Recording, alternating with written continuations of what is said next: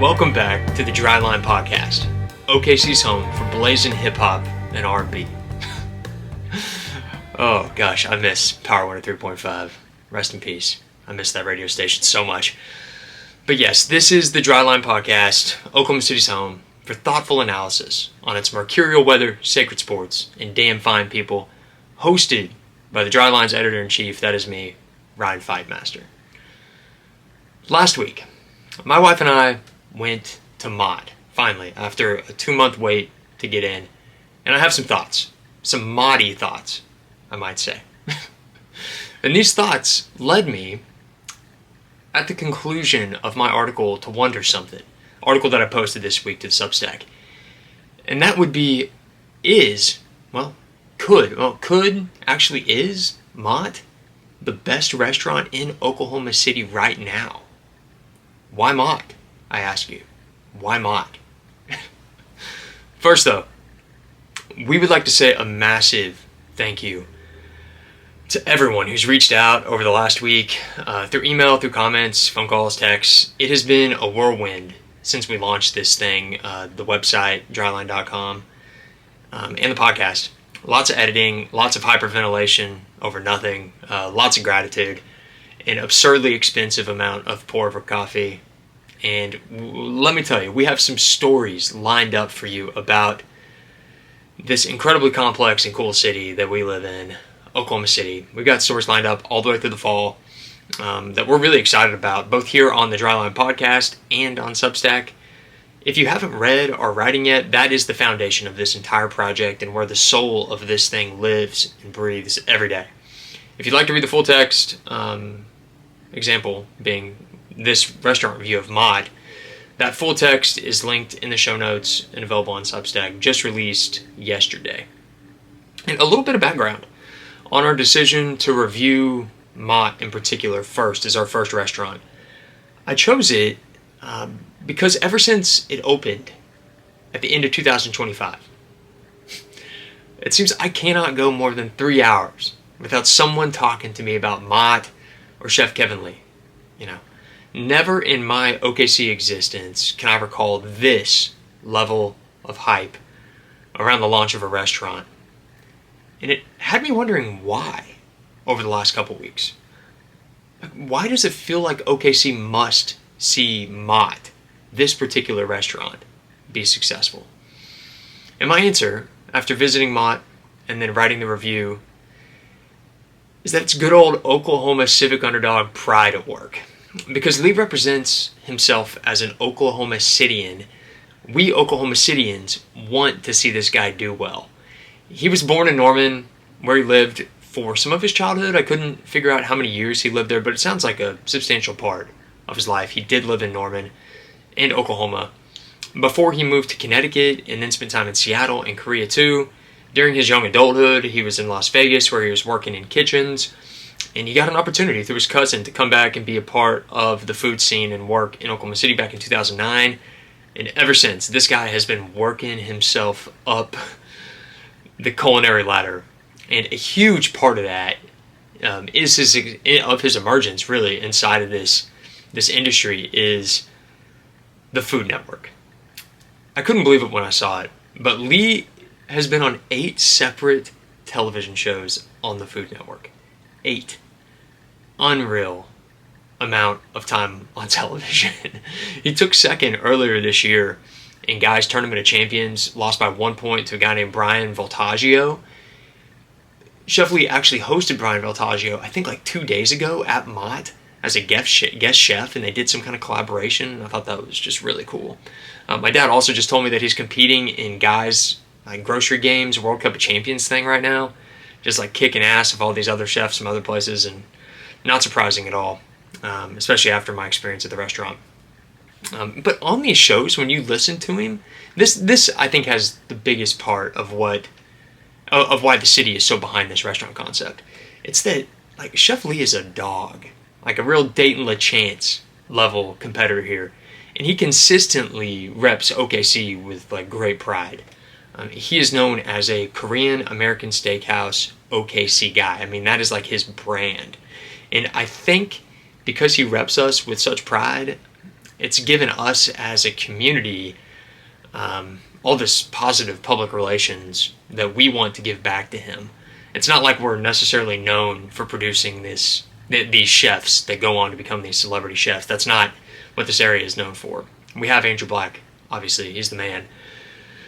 Other than that, we have Del Rancho and a lot of other fried food. We're not necessarily known nationally for our top tier culinary talent. So I think we all just want to see Kevin succeed. He also got that James Beard nomination for Birdies in 2025. He didn't win, but he got a semifinalist nomination. And he got that after he sank his savings into a complete pivot of a restaurant concept away from the Korean fried chicken that Birdies had started as and into a Korean American steakhouse. Then he won the James Beard nomination after that. So he has essentially done what you must do in Oklahoma City to earn some respect. And that is, 1, be confronted with failure and risk your entire livelihood on a hunch. 2, strike oil. 3, build something big. He's on the Harold Ham blueprint. Just doing food, not oil. Another reason I wanted to write about MAHT was its location.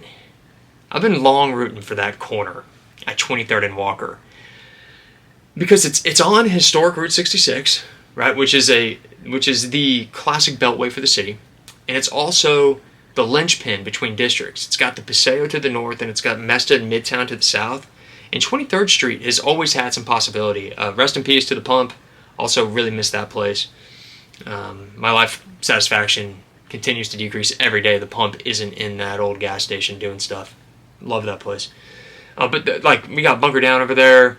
We got like Boomtown Creamery, other small businesses. It's turning in. 23rd Street continues to grow. I think I've seen some other concepts that are currently in construction, but the Drake, I felt like, was so close to being a really, really good restaurant in that spot. It looked cool when you drove past.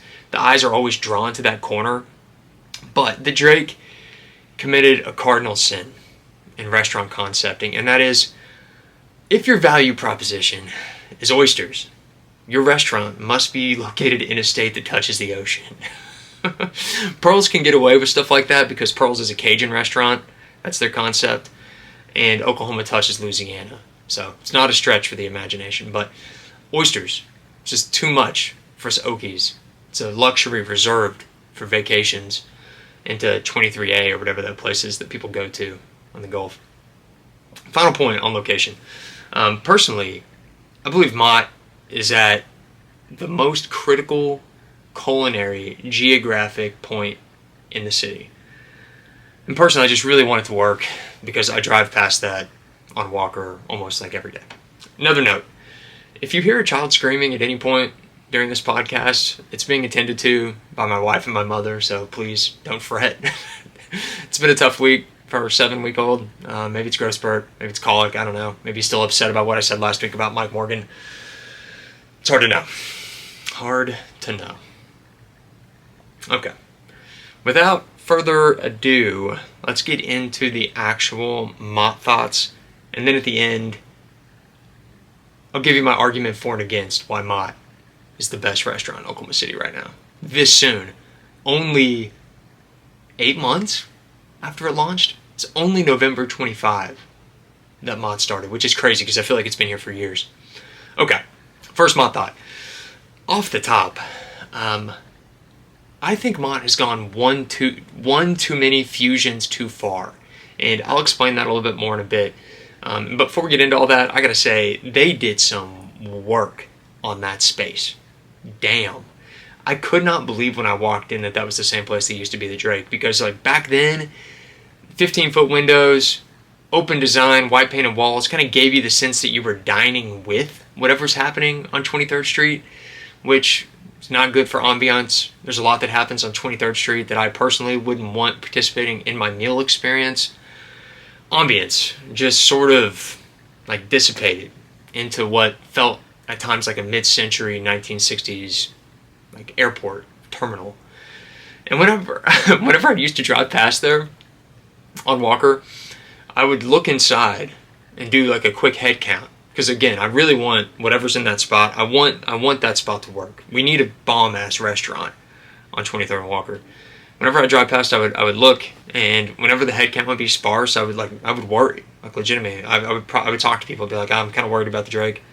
What's cool about the way that MAHT has designed that space now is that, like, when you do look into it as you drive by, the shades are almost always drawn down, but whenever they have the shades lifted up, they only give you these viewpoints in where you can see the bar, and the bar is almost always packed when I drive by, or I can see a longer table full of people. The vibes are good, there's a lot of energy, and it's dark inside, so you can't just like see the whole space when you drive past, which adds to this element of exclusivity that is really important to, I think, any steakhouse concept, but especially a modern steakhouse with vibes, with like the juice, which is what Kevin Lee's trying to do. On the inside, dude, they killed it. I love the colors. Maroon painted walls.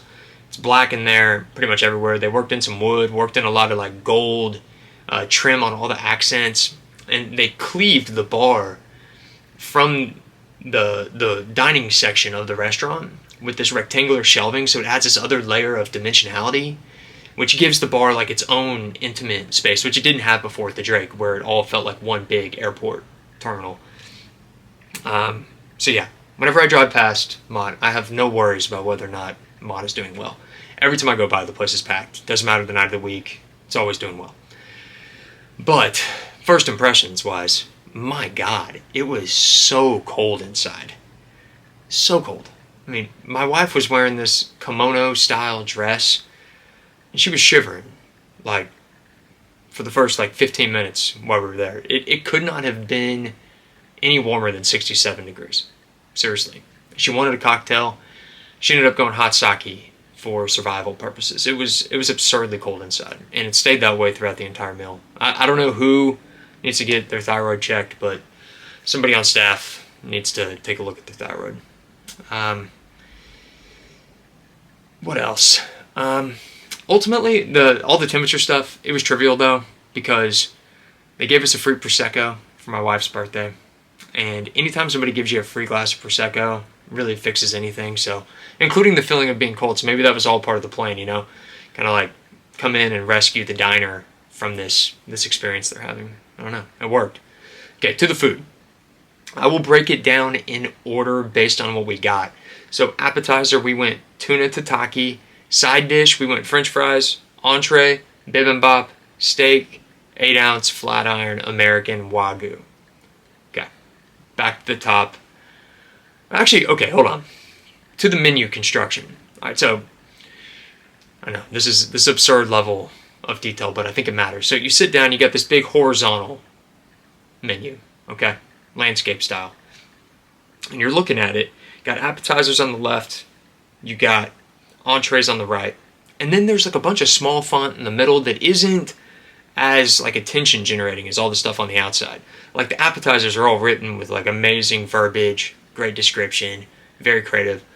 Entrees are too. And then like I was there for 10 minutes before I even realized and remembered that this was a steakhouse, because the steaks and the seafood are all in this like small font without like much elaboration. You don't really know what the Korean Asian fusion take is on all of it. So it was just kind of confusing. And I think that comes back to the like one fusion too far thing we're going to get into in a minute. But yeah, all right, regardless, appetizer, tuna tataki, totally breathtaking on arrival. You got 6 slices of bluefin bathed in a garlic ponzu, then dolloped with a chili avocado mousse. Whole thing rubbed with this like black pepper, rubbed that was seared into the outside of the tuna. This is a total fish ecstasy, dissolved on tongue contact, and amazing quality seafood. Ridiculous. Also, it inspired one of the more surprising flavor memories I've ever had in my life. So the only way I can describe the way that this tasted in my mouth afterward was the way that the beef jerky from Love's, those big long strips of beef jerky that you used to get at Love's by the cash registers whenever I was a kid on road trips, sitting in the back of my dad's like 1997 Mitsubishi Montero Sport on the way to Colorado, eating this beef jerky. The way that used to taste in my mouth is exactly the way that this tasted. So if you like tuna and you've ever enjoyed Love's beef jerky, which I don't know if Love still does this, but this is a lot of advertisement for Love's, and we're not paid by Love's. Love the Love family, but yeah, it's if you like Love's beef jerky and you like tuna, this is going to be like an amazing dish for you. It was a really good fusion. Actually, it was a delicious dish. Recommend. Okay, to the side dish, the French fries, because they came out next before the entrees.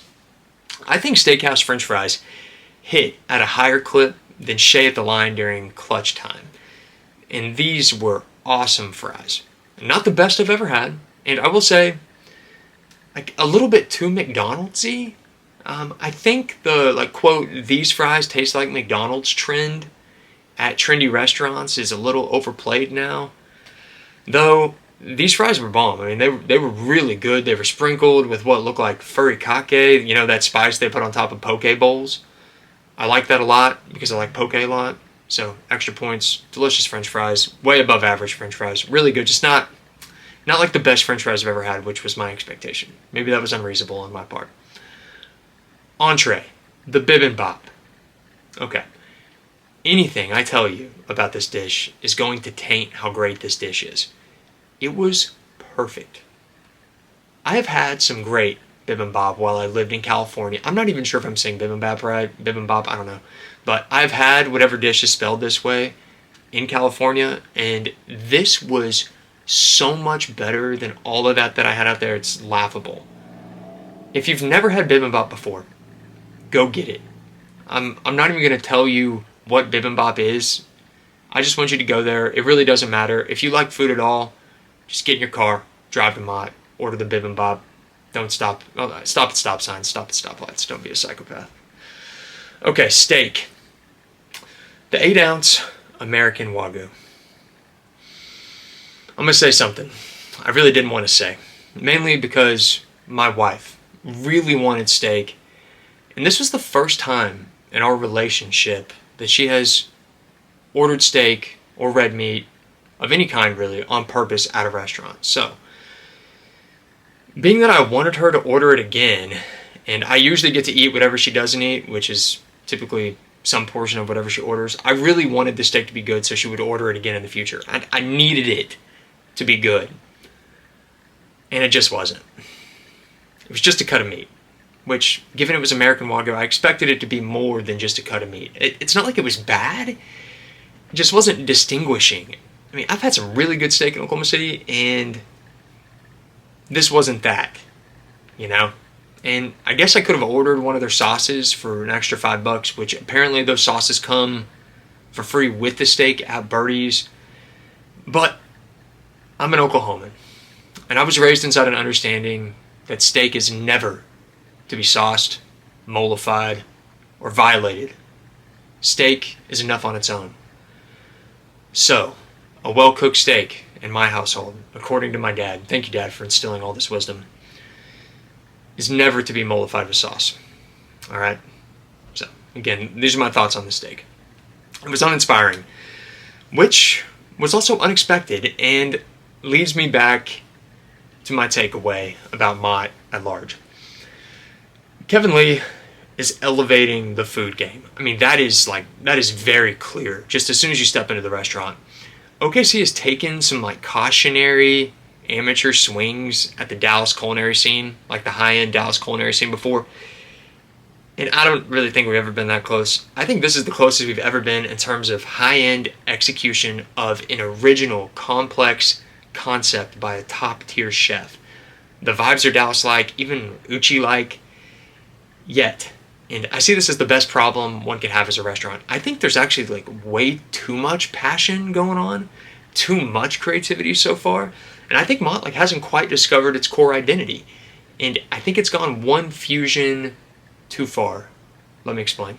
MAHT has 3 identities, I think, that are trying to come together in a Venn diagram. One is modern steakhouse. Okay? Think, what's the one at the bottom of the Omni? Bob's Chop House or something like that. Okay? So that's one identity. 2 is the Oklahoma seasoned, flavored food identity. Okay, the chicken fried element of stuff. So those are the two elements. And then that like bottom part of the identity is the Korean aspect and the Asian influence. So you've got these three things coming together. And in the meal, I felt like the Oklahoma and the Korean parts fused together really well.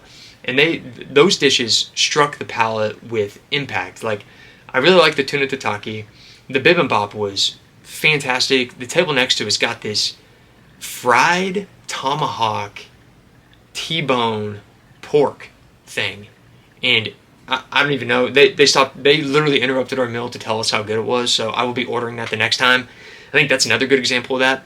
But the seafood and the steak just didn't seem to have it, like whatever is illuminating the creativity in the restaurant across the appetizers and the entrees does not feel like it's made it fully into the seafood and the steak part. And I would even argue, I don't even know if they even really need seafood and steak to be like an awesome restaurant. Maybe they do if they want to be like the best restaurant in the city. But I trust Kevin Lee again because that dude is a dog and he's going to figure it out. And if a guy can figure out how to make an excellent steak, this guy will do it. Maybe this was a one-off. Maybe this was just like somebody just forgot to season this thing on the way out of the doors. I don't know. Because I've also heard good things. My dad ate there, loved the steak. Other people have told me they love the steak. I don't know. Who knows? But I will say this about MAHT in general. To walk this well with this much verve through this level of notoriety and this soon into being a restaurant that's only like 8 months old, I think that's affirming enough to just, like, as a restaurant, just keep doing what you're doing. Keep just, like, throwing stuff against the wall with as much energy that you got. Because they've got the it going that I've never really felt here in the city, where you feel like you're on, like, the cutting edge of something that's happening with food, which is pretty cool. And brings up the bigger question. Can MAHT be the best restaurant in Oklahoma City? And is it already the best restaurant in Oklahoma City? Okay, let's break down why I think it can. MAHT has multiple paths to becoming the best restaurant in two separate cuisines in the city. So they could dominate two different disciplines. MAHT can basically be Kyler Murray. Okay, a top 10 pick in baseball, number 1 pick in football. Korean, for sure. Yes, of course. MAHT is already dominant there. I cannot name another Korean restaurant in the city. I have never ate Korean food in Oklahoma City, which is crazy to think about that. But throwing out the Korean part, just in terms of Asian food, I think MAHT could be the top option for Asian food in the city. Like, the number 1 pick. It's got more versatility and a higher ceiling to its game than Mater Lao has, for example. Which I think Mater Lao is in the conversation for best restaurant in the city, no doubt. But Mater's menu is really limited to Laotian food. And it's a small menu, which is why I think the restaurant is really cool and why I continue to go there. And because every time I go there, the food hits at like such a high level of flavor and quality that I really haven't seen much here. But MAHT is different because it's a modern American steakhouse, so it can really do whatever it wants under that brand identity. Lee can basically pick and choose from the best ingredients across several different Asian cuisines, then pair them with anything under the steak and seafood category. It's a ton of versatility. Like, he can take it anywhere he wants to, and I like how he's taking it down the Oklahoma path. I think too, MAHT, it's not like the Ranch or Broadway 10 or Mahogany's or Red Prime or you name your steakhouse here has some competitive advantage over Lee. You think Chef Lee's not getting as good a meat as those places are? No way. I have no doubt that Lee's going to get this like seafood and steak thing figured out eventually. I think honestly he just needs to get, the Asian food is so good at MAHT that I think he just needs to get the steak and the seafood to a comparable level to his steakhouse peers. That is a low bar for MAHT, and I expect that they will get there very quickly, if they haven't already. Again, this was one piece of steak. Also, MAHT's location, this is to their benefit, and nobody else does this in the city, especially steakhouse wise. The location is in the juice, which lends the restaurant free juice in itself. And I've said juice so much in this. I'm so sorry. I'm gonna try to stop saying it, but I'm sure I'm gonna say it again. But MAHT has neighborhood ties. Lee has neighborhood ties. The restaurant is located just outside the Asian district, just south of Paseo, just north of Midtown. It's near every important district in the city. This gives the restaurant like a turbocharge that other best restaurant contenders just don't have by virtue of its proximity to underlying coolness and the people who come there. And I think the people who come to your restaurant end up improving your restaurant, hopefully over time, right? And so they're bringing in all these people who are coming in town and spending time in these districts, and over time I think that's just going to continue to help them. I do not think MAHT would work as well or be as effective if it was located next to Scissortail Park, or if it was near the new arena, or up in Nichols Hills.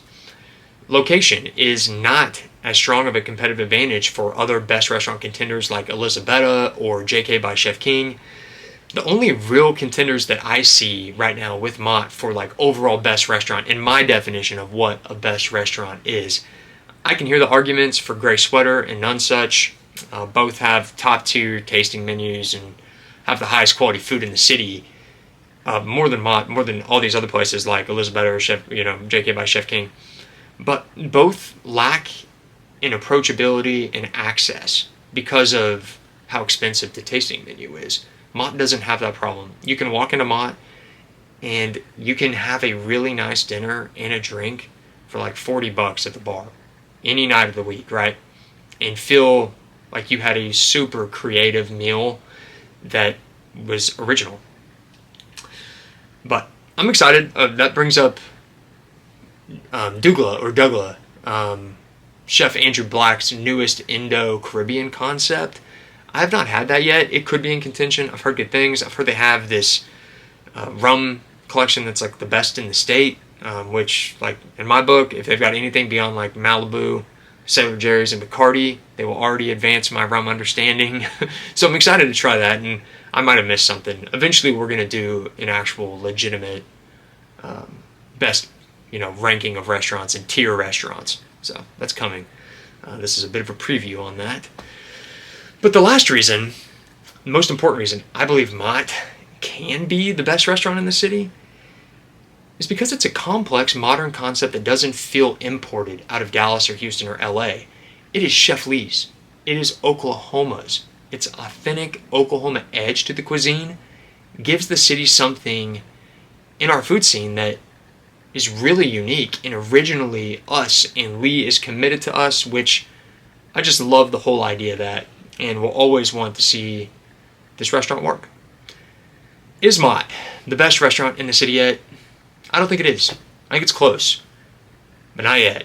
It needs a little bit more editing and refining, and again, being where they're at in their stage of development, that is a great problem to have.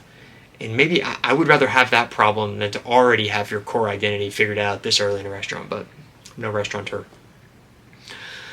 I'm not sure who I would put above them, though, which, like Elizabetta, I haven't ate there yet, but everybody I talk to is talking about it like MAHT. It's kind of got like that Dallas vibe. Man, shout out to Patrono. That place was amazing, but that's a different level, different class. MAHT's hitting higher than that. I don't know. So maybe it is MAHT. It's an interesting question to have. If you've been to MAHT, feel free. Share your thoughts with us about the restaurant on social media. We are posting our thoughts about MAHT daily right now, so jump into the conversation on TikTok or Instagram at The Dryline. If you enjoyed this podcast, we have more coming. Next one is a thorough and comprehensive assessment of Frontier City as an adult. Spoiler, please go. Frontier City hits so hard still. The Wildcat still has it. Go. Do it this weekend while it's still summer. Release the inner child back to the best place our inner child, again, this analogy's going. I don't know where this analogy's going. Just go to Frontier City. And if you could, please drop us a review wherever you're listening to this. Those are invaluable and appreciated. And subscribe to wherever you're listening. Until the next time, you'll know where to find us. The Powerhouse. Oklahoma, where the wind comes sweeping down the plains. Oh, God.